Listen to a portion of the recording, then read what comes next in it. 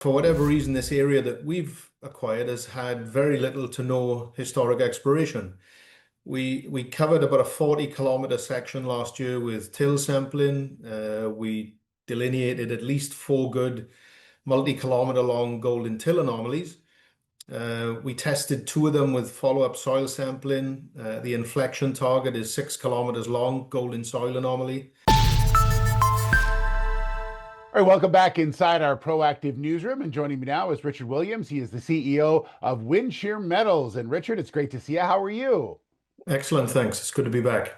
Yeah, good to have you back. Excited to learn about what the company's been up to. But before we do that, maybe reintroduce the company to everyone. Tell me a bit about Winshear. Well, the company's been around for quite some time, but we restarted it last year. We've acquired 2 projects, one in Scotland, believe it or not, for nickel, copper, and cobalt, and the other in northwestern Ontario, right outside Thunder Bay, for gold. Yeah, and I know that the one in Scotland is has recently had some work done on it as well. So tell me a bit about that project and where it's at. Yeah, very interesting project. It was discovered in the early 70s by Rio Tinto and Goldfields, and then forgotten about for 50 years. So we just completed a short round of drilling to extend the known mineralization. 2 zones, the north zone and the south zone. The north zone looks like visually it's getting wider to the west, so it's completely open. We went through close to 70 meters of disseminated sulphide mineralization, and the south zone we're extending to depth and went through the sulphide zone exactly where we expected to. So it's completely open. Very interesting project. Yeah, and so the results are still pending, correct?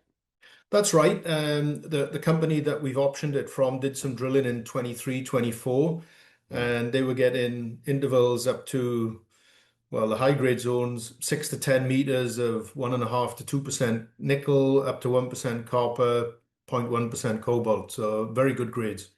Yeah, you mentioned Scotland, and I'm sure a lot of people, when they go to mining, they don't immediately go to Scotland. Is it known, this area known for a lot of mining that you're in? Not for metal mining. There is a gold mine Okay. that's fully permitted and operational in a national park. So if anybody has questions about the ability to permit, there are obviously examples to show that you can move projects forward. There's a lot of quarries, but in this particular area, most of the geology is masked by a 5 to 10, 15 meters of glacial till, which in my mind is why it hasn't been mined historically.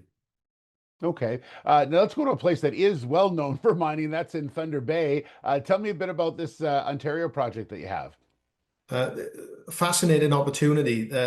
Basically, we've staked about 360 square kilometers right outside the city of Thunder Bay on the northeast side. It's the eastern extension of the Archean, Shabandu, and Greenstone belt. Further to the west, you've got projects like Moss Lake of Gold X2, which had a very significant equity investment earlier this year from Anglo Gold. Delta Resources Eureka project, Tower Mountain with Thunder Gold.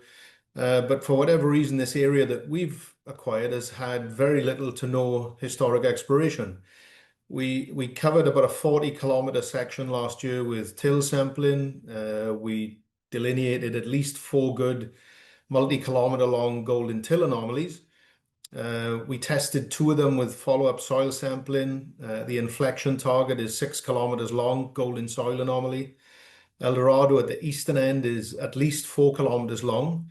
So this year we've planned a much more detailed soil sample program, which is now underway, covering almost a 30-kilometer section of prospective geology along the southern boundary of the project, plus some drone magnetics, and we hope to delineate some drill targets by the end of this summer. Yeah, and then you're hoping in the fall to be drilling, or do you do drilling in the fall there? Is that the idea? I think it'll be a bit of a stretch to be drilling this fall, but at least I hope we'll have drill targets. And obviously, there's some engagement with local communities that we need to go through first. So I'm not going to make commitments that I can't live up to Yeah, at this point. yeah, it makes a lot of sense, Richard. I get that. It sounds 2 really interesting projects, different ones as well. It sounds like it's going to be a very interesting and thought-provoking next 6 months to a year. Yeah, I think from a news flow perspective, obviously we've got the drill results from the 2 different targets in Scotland to come. We're close to completing initial metallurgical test work on the Scottish project as well. On top of that, we did some downhole EM geophysical surveys because that's a tool that's been demonstrated to be very successful in these kinds of systems. And we're just waiting for final reports, but indications are that it does work, and we've got some targets to follow up on. And then at some point, once we figure out availability, we will fly the entire belt with airborne gravity and magnetics to look at hopefully developing a pipeline of targets to go and test going forward. And then obviously by the end of this summer, I'm hoping that we've got multiple outlines for drill targets in Thunder Bay as well. So it's going to be a busy year. All right, we look forward to following it all. Richard, thanks so much. Really great update. Good to see you again. And again, we'll follow that story, okay? Excellent. Thank you. All right, there's Richard Williams, the CEO of Winshear Metals.